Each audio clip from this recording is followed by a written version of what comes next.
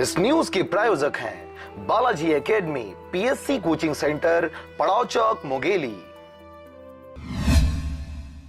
शासन द्वारा युवा संचार क्रांति योजना चलाया जा रहा है, जिसके तहत कॉलेजों में पढ़ने वाले छात्रों को लैपटॉप वितरण किया जाना तय किया गया है, ताकि देश के युवा भविष्य की आधुनिकता से जुड़कर देश के विकास में सहभागिता दे सकें।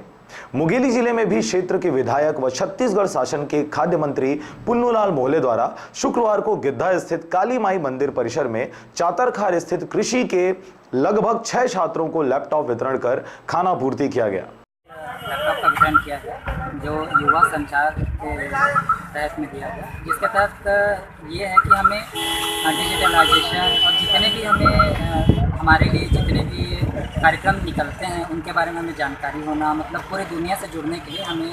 ये लैपटॉप दिया गया है, जिससे हमें बहुत फ़ायदे होंगे। आगे भी हमें पढ़ाई करने आगे तो उसमें काम आएगी, तो इसलिए हमें आपको कैसा लग रहा है? अब तक तो था नहीं, तो बहुत खुशी हो रही है लैपटॉप मिलने पर, तो अच्छा ही लगेगा।